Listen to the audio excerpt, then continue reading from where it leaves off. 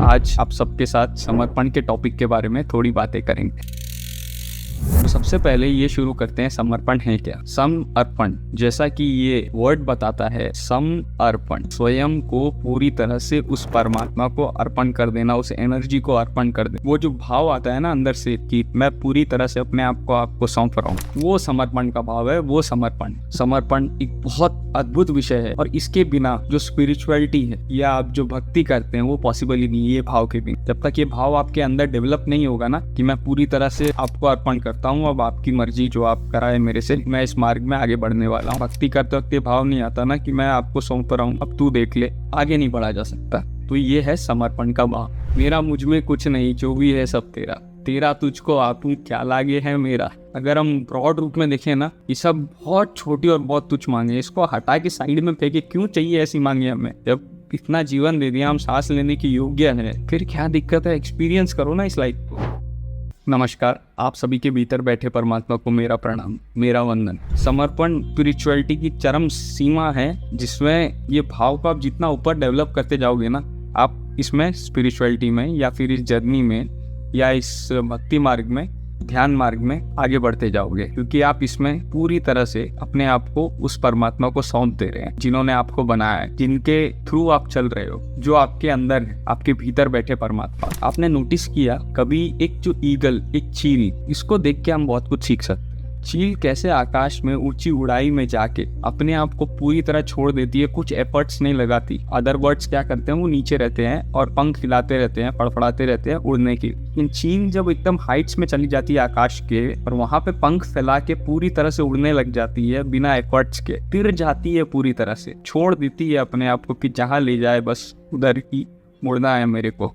तो वो एक पूरा जो एफर्टलेस सिचुएशन हुआ ना कि जहाँ पे हवा ले जाए और वहाँ पे मैं अपने आप अपने हिसाब से उड़ सकता हूँ, वो काइंड ऑफ समर्पण का भाव। एक कहानी जस्ट सुनाता हूँ। गुरु नानक एक गांव में गए, वहाँ पे सत्य का जो विषय है, जो ये स्पिरिचुअल कॉन्सेप्ट है, इसका प्रचार करने गाँव में गए। गाँव ऑलरेडी सूफी फकीरों का गाँव था, वहाँ पे संत मुनि ऋषि बहुत हुआ करते थे, पूरे उससे भरा हुआ। तो गुरु नानक उस गांव में पहुंचे तो सभी संत मुनि को ये सब खबर लग गई कि भाई नानक नाम के गुरु हमारे गांव में आए हैं। ये खबर सुनते ही सब विचलित हो गए कि भाई इतना गुरु, इतने सारे ऑलरेडी हम हैं और एक और गुरु। तो उन्होंने नानक के शिष्य को बुलाया कि भाई मेरे पास आओ। नानक के शिष्य वहां गए। उन्होंने बिना कुछ कहे एक पतीला पूरा भरा हुआ पानी में, जिसमें एक बूंद पानी जाने की और जगह नहीं है, वो पतीला पूरा पानी से भर के उस शिष्य को दे दिया। बोला ये जाके नानक को दे दो। वो शिष्य ले गए वो पतीला, वो नानक को दे दिए। नानक इंस्टेंट उस पतीला को देखे और उनके बगल में कुछ गुलाब के पंखुड़ी गुलाब पड़े थे, वो गुलाब लिए और उस पतीले पे फेंक दिए। उस पानी में वो गुलाब पूरी तरह से तिर गया, फ्लोट होने लग गया। नानक बोले शिष्य को कि ये पतीला ले जाओ और वापस उन फकीरों को दे दो। शिष्य चौंक गए, ये क्या हो रहा है? वो पतीला दे रहा है, अब गुरु नानक ने फूल इसमें डाल दिए। तो शिष्य बिना कुछ बोले पतीला लेके चला गया फकीर के पास। और शिष्य जब वापस लौटा तब वो गुरु नानक से सवाल करता है कि भाई ये हुआ क्या, ये मुझे कुछ समझ में नहीं आया। तो नानक कहते हैं ये ऑलरेडी गांव फुल फकीरों से मुनि से भरा हुआ था, तो उन्होंने ये पतीला भेजा, तो पानी पूरा भर के भेजा। जैसे पानी के निकलने की जगह नहीं थी ना, पानी इतना तक भरा हुआ था, तो वैसे उन्होंने कहा कि गुरु मुनि फकीर सब इस गाँव में भरे पड़े हैं, यहाँ पे आपकी और कोई जरूरत नहीं है, आप इसमें और आ नहीं सकते। तो नानक ने उनको जवाब में ये कहा कि मेरे को जगह लेने की भी कोई जरूरत नहीं है, जैसे फूल पंखुड़ी तिर गए ना इसके ऊपर, वैसे ही मैं तिर जाऊंगा, पता भी नहीं चलेगा। तो ये था नानक का भाव उसके प्रति, जो चौंका दिया कि भाई ऐसा भी कुछ हो सकता। तो वो फूल जिस तरह से तिर गया ना, वैसे ही समर्पण में पूरी तरह से उसी तरह तिर जाना होता है, बिना कुछ भार लिए। समर्पण में कोई भार नहीं होता। और समर्पण कब आता है? समर्पण तभी आएगा जब आपके जीवन से आपको कोई कंप्लेंट नहीं हो, जब आपके जीवन से आपको कोई 1 रुपए की भी मांग नहीं हो। जनरली क्या होता है, हम सबके जीवन में हम सबको मांग रहती है।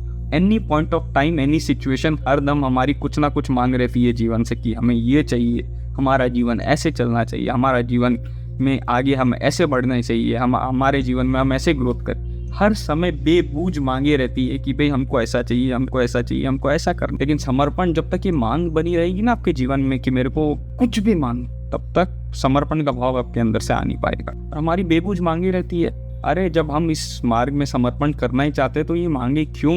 और आप सुन के हैरान हो जाओगे कि लोग मांगते क्या है, पैसा, या मुझे प्रमोशन दे दे, या मुझे इस एग्जाम में पास करा दे। हम लोग इतने मूर्ख इंसान हैं, ये सब मांगने के लिए हम लोग इतना ढोंग करते हैं कि भगवान मुझे ये करा दे, श्रद्धा है नहीं, भगवान मुझे पास करा दे, मैं 101 रुपये का प्रसाद चढ़ाऊंगा। भगवान को रिश्वत दे रहे हैं, 101 रुपये का प्रसाद चढ़ाऊंगा। वो भगवान जिसने तेरे को बनाया है, तू उस पर जाके फूल चढ़ाता है कि भगवान, अरे वो फूल भगवान ने ही बनाया और उसी को देके तू रिश्वत दे रहा है, उसी को देके तू मांग कर रहा है कि भाई मेरे को ऐसा करा दे। आप उसी को देके वैसा मांग कर रहे हो जिसने उसने ही सारी सृष्टि बनाई है, उसमें से ही आप अपना बनाया हुआ रुपया, उसमें से उसका बनाया हुआ फूल उसको चढ़ा के बोलते हो मुझे ऐसे करा दे, बार बार कंटिन्यूस मांग करते हो। अरे आपकी औकात एक सांस लेने की भी नहीं है उसके परमिशन के बिना। आपने भी महसूस किया होगा कि वो जो एनर्जी आपको दे रही है, ये सूरज 1 मिनट एनर्जी देना बंद कर देना तो सारी सृष्टि खत्म हो जाए। बिना उस एनर्जी के आप काम नहीं कर सकते, एक सांस भी नहीं ले सकते। तो अपनी औकात है क्या उसके सामने? उसने हमको जन्म दिया है, उसने हमको ये पोजीशन पे ढाला है तो कुछ सोच समझ के ही डाला होगा। उसको हमारे बारे में हमसे लाख गुना ज्यादा पता है, तो हम किस चीज की मांग करें और करे क्यों वो मांग? तू जैसा जिलाएगा वैसे जिएंगे, तू सुख में रखे तो सुख में रहेंगे, तू दुख में रखे तो दुख में रहेंगे। तू जरूर कोई कारण सोच के ही उधर रखा है उसमें खुश होने का। कई बार आप अपने लाइफ में ऑब्जर्व किए होंगे कि आपको जब कुछ गलत सर्कमस्टेंसेस, कुछ बुरा सर्कमस्टेंसेस होता है ना, बहुत दुखी हो जाते हो। लेकिन फ्यूचर में जब आप थोड़ा आगे जाते हो, थोड़ा आगे बढ़ते हो ना उसमें, और जब पीछे देखते हो सर्कमस्टेंस को, तो भगवान को धन्यवाद देते हो कि भैया अच्छा हुआ कि तूने मुझे ऐसे सर्कमस्टेंसेस में रखा, इसके वजह से मेरा ऐसा ऐसा उद्धार हो गया। क्यों ऐसी मांग करनी?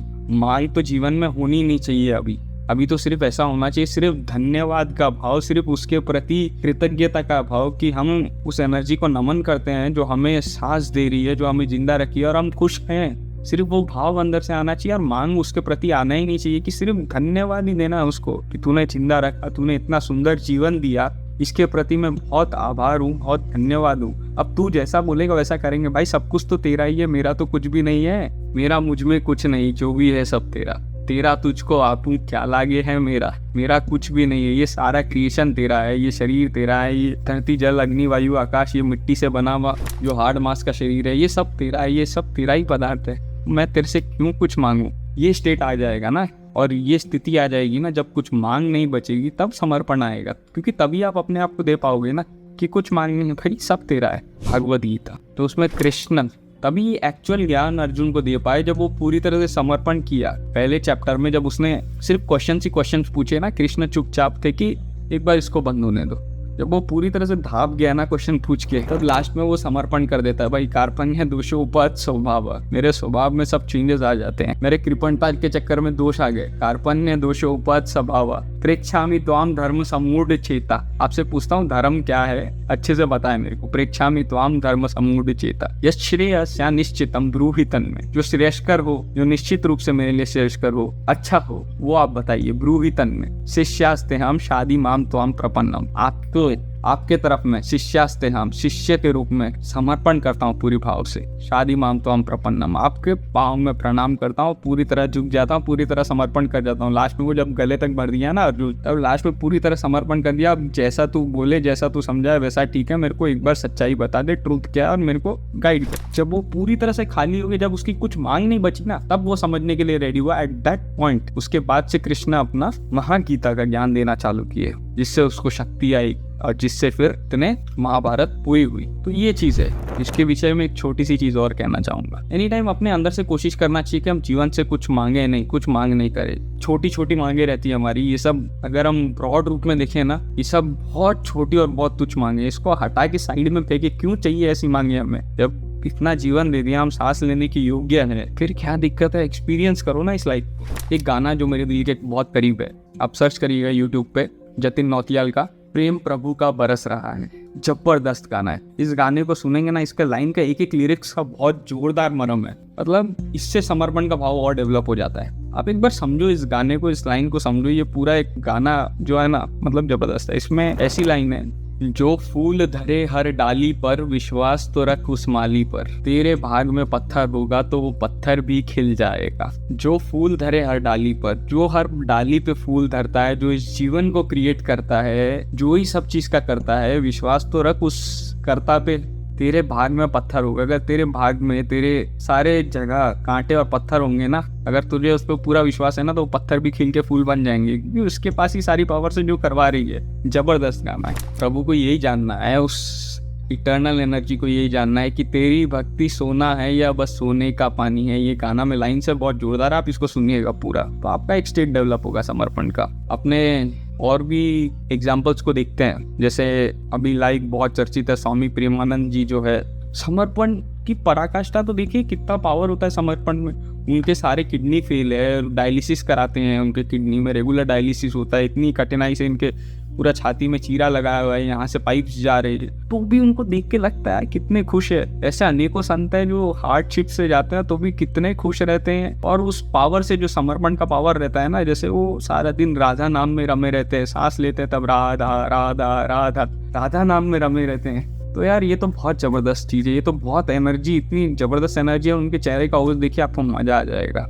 एक एक छोटी से छोटी बात वो ऐसे बोलते हैं ना, जैसे वो भाव देख के ही समझ में आ जाता है कि ये पूरे समर्पण के भाव में राधा नाम में रमे हुए। कुछ दिन पहले एक मेरे पास मुनि के फोटो आए थे, जैन मुनि थे, कुछ निर्वस्त्र थे, और इतने भयंकर धूप में, अभी तो गर्मी का सीजन है तो कड़क धूप में इनको छांव नहीं मिल रहा था, तो एक ट्रक के नीचे, बड़े से ट्रक के नीचे बैठ के सूखी रोटी खा रहे थे, और उनका चेहरा का फोटो आप देखेंगे ना तो आपको मजा आ जाएगा कि कुछ मांग ही नहीं है उनको जीवन से। तो ऐसे हमारे संत है, ऐसे हमारे मुनि है, और समर्पण भाव में ये संत मुनि तो इतने पराकाष्ठा में है जिसका कोई कल्पना नहीं किया जा सकता। वो अपने शरीर को एक टके का महत्व नहीं देते, इतनी सी छोटी सी चीज को महत्व नहीं देते, शरीर को कुछ महत्व नहीं देते। वो अपने शरीर को छोटी से छोटी एक ईंटी के लिए भी ना निछावर करने के लिए तैयार है। यह हमारे भारतवर्ष के ऋषि मुनि योगी, ये वो समर्पण के स्टेट में। रामकृष्ण परमहंस इतने बड़े योगी हुए, तो आपको क्या लगता है कि उनके पास पावर नहीं होगा वो अपने कैंसर को ठीक कर सके, अपने कीड़ा को ठीक कर सके, एक बार में वो सब कुछ ठीक कर लें? कि नहीं यार, वो शरीर के स्थल पे है ही नहीं कि भाई ये तो बहुत छोटी चीज है, ये तो चलो ऐसे ही मिटने वाली, निकालो इसको। तब वो समर्पण का भाव डेवलप। यूट्यूब का वीडियो ही देख रहा था मैं, प्रेमानंद जी से कोई बोलता है कि आप तो ये सब ठीक कर सकते हो, अपने किडनी का प्रॉब्लम ये वो एक बार में ठीक कर सकते, तो वो हंसने लगे कि भाई ठीक करके करूंगा क्या, मैं उस ब्रह्मास्त्र का उपयोग एक मच्छर मारने के लिए थोड़ी करूँ, मतलब उस पावर का उपयोग इतने छोटे मच्छर रूपी शरीर, बहुत छोटी सी चीज है, इस पे क्यों करूं? तो शरीर को कुछ समझते ही नहीं है। तो ऐसा भाव डेवलप होता है समर्पण में। आप सभी से निवेदन है कि जीवन में, अपने जीवन में कुछ मांग मत रखें। जैसा जीवन जिला रहा है, जैसा वो जीवन जिला रहे वैसे जिए, सुख तो सुख, दुख तो दुख, सम स्थिति में रहे, और अपने हिसाब से आनंद में, फुल आनंद के साथ, फुल उत्साह के साथ जीवन को जीते रहे। जैसा रहे जीवन वैसे जीते रहे, मजे में जीते रहे। तब ये भाव डेवलप होगा समर्पण का, जब आप खुद को अर्पण करने के लिए तैयार हो जाओगे। तो ही करता है, मैं कुछ करता नहीं हूँ। अपने आप को थोड़ा अलग लेवल से देखोगे कि आप ये बॉडी नहीं हो, और जो भी सब करवा रहे हैं ना वो वही शक्ति करवा रही है, आप खुद करता नहीं हो, वो करता है। तो आपको किसी बात का घमंड भी नहीं आएगा, आपको किसी बात पे ऐसा भी नहीं लगेगा कि मैंने कुछ अच्छा काम किया तो घमंड आएगा, नहीं, करता तो वही है। सारा उस पर ही सौंपोगे ना, आप चिंता मुक्त हो जाओगे, स्ट्रेस फ्री हो जाओगे। भाई दुख है तो भाई उसी को भोगना है, सुख है तो उसी को भोगना है, मैं करता नहीं हूँ, वो करता है। तो आपसे निवेदन है, थोड़ा बहुत इस मार्ग पे आइए और समर्पण को अपने जीवन में लाइए, जहाँ कोई मांग नहीं बचे, सिर्फ देने का भाव बचे, और आनंदमय जीवन को व्यतीत करिए। फिर से एक बार आप सबके भीतर बैठे परमात्मा को मेरा प्रणाम।